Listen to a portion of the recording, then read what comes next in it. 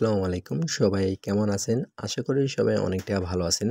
তো অনেকেই আছে এই ধরনের অটো সার্ভার নিতে চান, এপিএস সার্ভার। তো যাদের এই ধরনের এপিএস সার্ভার প্রয়োজন হবে তারা আমার সাথে কন্ট্যাক্ট করে এই ধরনের এপিএস সার্ভার নিতে পারেন। তো আমাদের এই সার্ভারে কি সুবিধা আছে A to Z নিয়ে কিন্তু আলোচনা করা হয়েছে আমাদের এই ইউটিউব চ্যানেলে। প্লে লিস্টে একটি প্লে লিস্ট সাজানো আছে। প্লে লিস্টের নাম এপিএস সার্ভার ভার্সন 2। এই প্লে লিস্টে যদি আপনারা কন্টিনিউ করেন তাহলে বুঝতে পারবেন আমাদের অ্যাপ্লিকেশনে কীভাবে অটো রিসার্চ করতে হয়, কীভাবে অটো অ্যাড মানি করতে হয়, ট্র্যাপ অ্যাড করতে হয়, সকল কিছু কিন্তু ওই সব ভিডিওতে আলোচনা করেছে। তো আজকের ভিডিওর মাধ্যমে আপনাদের দেখিয়ে দেবো আমাদের অ্যাডমিন প্ল্যানে কী ফিউচার আছে অ্যান্ড কী সুবিধা আছে, এগুলো A to Z সকল কিছু আপনাদের দেখিয়ে দেবো। অ্যাপ্লিকেশন ঢোকার ফার্স্টে এরকম পাসওয়ার্ড প্রয়োজন হবে। তো আপনারা যারা আমার কাছ থেকে অ্যাপ্লিকেশনও বানিয়ে নেবেন তাদেরকে একটা পাসওয়ার্ড দেবো। ওই পাসওয়ার্ড দিয়ে আপনারা লগ ইন করে অ্যাপ্লিকেশনের হোম পেজে যাবেন অ্যাডমিন প্ল্যানের। তো ফার্স্টে লেখা আছে ইউজার লিস্ট। আমাদের অ্যাপ্লিকেশনে কয়জন অ্যাকাউন্ট ক্রিয়েট করছে ওই লিস্টটা কিন্তু এখানে শো করবে। চাইলে আপনি এখান থেকে নাম্বারটা সার্চ দিয়েও আপনারা ইউজারদের নাম অ্যাকাউন্ট নিতে পারেন। তো দেখেন আমাদের জাস্ট আমি সার্চ দিয়েছি, আমাদের কিন্তু অ্যাকাউন্টটা চলে আসে। তো এভাবে কিন্তু আপনি অ্যাকাউন্টে সার্চ দিয়ে নিয়ে আসতে পারেন।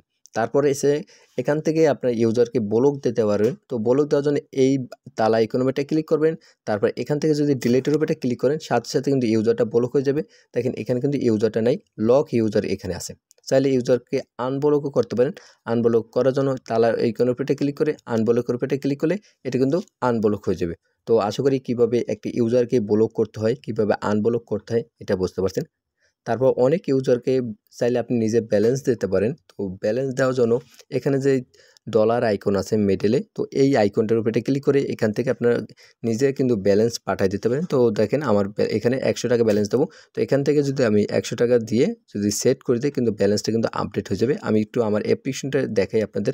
আমি কিন্তু 100 টাকা দিয়েছি, 100 টাকা কিন্তু এখানে শো করতেছে। এভাবে কিন্তু ক্লায়েন্টে আপনি ব্যালেন্স দিতে পারেন। তো আশা করি এটা বুঝতে পারছেন। তারপর আছে এখানে আরও অনেক তথ্য আছে। এখানে ইউজার এই যে 3 ডটে যদি ক্লিক করেন ইউজারের সকল ডকুমেন্টস কিন্তু এখানে শো করবে। তার ইউজার নেম, তার নাম্বার, তার পাসওয়ার্ড, তার ব্যালেন্স, তারপর তার জেলা, সকল কিছু কিন্তু তার ফোনের ডিভাইসের নাম, তার ডিভাইস আইডি সকল কিছু কিন্তু এখানে শো করবে। আশা করি এই জিনিসটা আপনারা খুব সুন্দরভাবে বুঝতে পারছেন। User list. তারপরে এখানে আছে অ্যাপস তথ্য। এখান থেকে কিন্তু অন সিঙ্গেল নোটিফিকেশন পাঠাইতে পারবেন। কীরকম এখান থেকে টাইটেলে লিখলাম আমি হাই, এখান থেকে অ্যাডমিন লিখলাম, আপনারা যা লিখতে পারেন এখানে মেসেজে। তো যদি সেন্ড নোটিশের উপরে অলের উপরে এটা ক্লিক করি, এখানে অলের উপরে ক্লিক করলে সকল গ্রাহকের কাছে কিন্তু নোটিফিকেশন চলে যাবে। দেখেন আমি যে নোটিফিকেশন পাঠাইছি এই নোটিফিকেশনটা কিন্তু চলে আসে। এইভাবে আমাদের অ্যাপ্লিকেশনে যতজন ফোনে এই অ্যাপ্লিকেশন ইনস্টল করা আছে সকল ফোনে কিন্তু নোটিফিকেশন যাবে। তারপর চাইলে আপনি পার্সোনালভাবে এখান থেকে নোটিফিকেশন পাঠাইতে পারেন। এখানে ইউজারের আইডি বসাইয়া তারপর আপনি নোটিফিকেশন পাঠাইতে পারেন।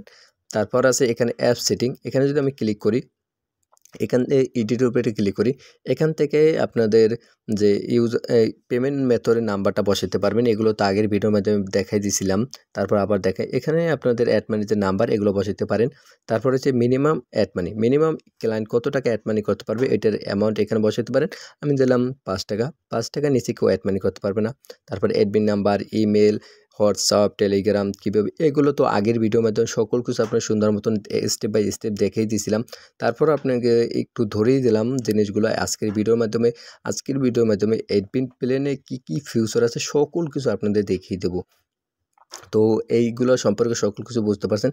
তারপর অপারেট। তো অপারেট কীভাবে অ্যাড করতে হয় আপনারা আমাদের এই অ্যাপ্লিকেশন নিয়ে পার্ট 3 একটা ভিডিও আছে, ওই ভিডিওটা যদি কন্টিনিউ করেন আশা করি ওই জিনিসটা আপনারা বুঝতে পারবেন। তারপর এখান থেকে ব্যাগে যাই রিসার্চ তো আমি আগের ভিডিওতে দেখাই দিয়েছি। এগুলো কি আর দেখাবো, আমি ছোট জিনিস কিছু বাকি আছে এই জন্য ওগুলো আমি আপনার দেখাই। তো এম ব্যাঙ্কিংও দেখানো আছে। এম ব্যাঙ্কিং কি, অফার কি, এগুলো দেখাই।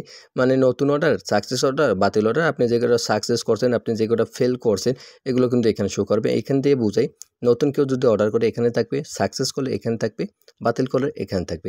আমি কিন্তু এগুলো সুন্দর মতন আগের পার্টগুলো ভিডিওতে আপনাদের দেখিয়ে দিছি। মানি রিকোয়েস্ট, কেউ যদি আপনার টাকা রিকোয়েস্ট পাঠায় এখানে থাকবে, সাকসেস হয়ে গেলে এখানে থাকবে, বাতিল অর্ডার, সাকসেস অর্ডার এগুলো কিন্তু এখানে থাকবে। তারপর নোটিশ, এখান থেকে আপনি হোম নোটিশ দিতে পারবেন।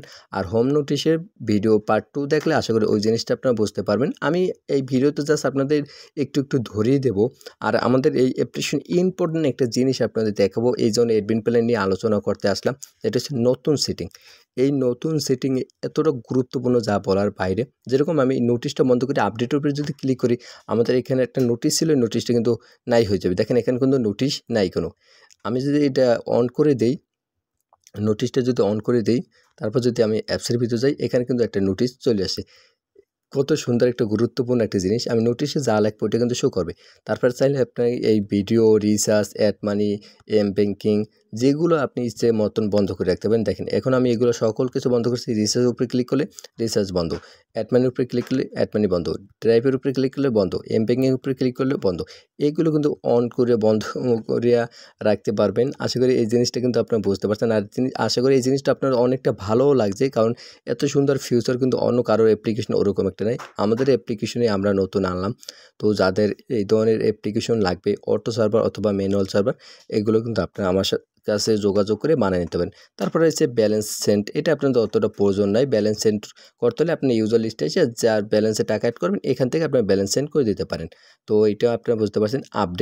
আপডেটেরও আপনাদের প্রয়োজন নেই। আপডেট যদি প্রয়োজন হয় আপনি আমার সাথে কথা বলবেন, তখন আপনার বলে দেবো। এমনিতে আপডেটের কোনো প্রয়োজন আপনাদের কাছে নেই। ইমেজ সিলেক্টে কীভাবে কী করতে হয়, এগুলো যদি আপনার এ টু জেড সকল কিছু জানার ইচ্ছে থাকে, তাহলে আপনারা আমার এই ইউটিউব চ্যানেলে প্লে লিস্টে এপিএ সার্ভার ভার্সন 2 এইটার প্লে লিস্টে ঢুকে পার্ট 2 ভিডিওটা যদি দেখেন, কিভাবে একটা স্লাইডার বানাইতে হয়, কিভাবে ইমেজ কি ইউআরএল বানাইতে হয়, কিভাবে অ্যাডমিন প্যানেলে বসাইতে হয়, এ টু জেড নিয়ে আলোচনা করেছে। আমি এই ভিডিওটা বড় করতে চাই না, কারণ এই ভিডিওতে জিনিসগুলো আপনার বুঝে দিতে চাই, কারণ অনেকে আছে বোঝেন না। আর আমি চেষ্টা করি আপনাদের এ টু জেড সকল কিছু বুঝে দেওয়ার জন্য, এই জন্য আপনাদের এগুলো বসে। তো এখানে আছে এপিআই, তো এপিআইটা আমি একটু হাইড করে নিলাম, কারণ আমার পার্সোনাল এপিআই বসানো। এখানে আছে অটো অ্যাড মানি, এখানে আপনি অ্যাড মানি কমিশন দিতে পারেন। কীরকম কমিশন? অনেকে আছে যে টাকা অ্যাড মানি করবেন, আপনি 1000কে কমিশন, 1000 টাকায় 20 টাকা কমিশন। কেউ যদি অটো অ্যাড মানি 1000 টাকা অ্যাড করে, অটোমেটিক 20 টাকা 1020 টাকা বেশি অ্যাড হয়ে যাবে। এটা হচ্ছে add money commission. Banking charge তো আগের ভিডিওতে বুঝাই দিছি। আর অটো অ্যাড মানি সবসময় এরকম অন করে রাখবেন, আধা ঘন্টা বা 1 ঘন্টা পর পরই এটা অন করে রাখবেন, তাহলে অটো অ্যাড মানি চালু থাকবে। আশা করি এগুলো সম্পর্কে আপনারা সকল কিছু বুঝতে পারছেন। তো যাদের এই ধরনের এপিএস সার্ভার অথবা ম্যানুয়াল সার্ভার প্রয়োজন হবে, তারা অবশ্যই আপনার আমার সাথে কন্ট্যাক্ট করে এই ধরনের এপিএস সার্ভার কিন্তু আপনারা বানিয়ে নিতে পারেন। তো সবাই ভালো থাকেন, সুস্থ থাকেন। আল্লাহ হাফেজ।